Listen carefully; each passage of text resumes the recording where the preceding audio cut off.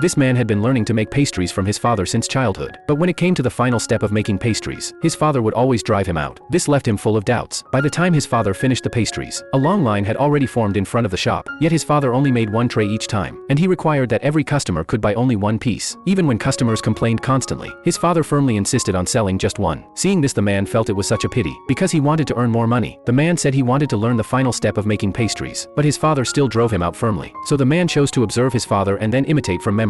But the pastries he made were never as delicious as his father's. In anger, he left the pastry shop and went somewhere else to start a family. But suddenly his daughter became seriously ill and needed $100,000 for treatment. When his father learned of this, he worked desperately making pastries until his health declined day by day. After his daughter recovered, the man returned to his father to celebrate, but found that his father had already passed away. The elders in the family said anyone who learned to make the pastries would eventually suffer health problems. At that moment, the man noticed that his daughter's name appeared on the family record, and that was exactly the missing place of the pastry recipe. The man finally realized that the most crucial step in making pastries was to smell the smoke of burning firewood. Only then could the heat be controlled precisely, but such an act would seriously damage one's health. This was why his father had never taught him that step. The man entered the kitchen where his father used to make pastries. He put the prepared firewood into the stove. He tried to inhale the smoke from the burning wood, but felt extremely sick. At that moment, he finally understood his father's hardship. Later, the man began to run the pastry shop left by his father. When customers saw that the pastries were made by him, they did not believe they would taste as good as his father's. The man asked everyone to try first, and they found his pastries just as delicious. It seemed that he had finally inherited his father's craft.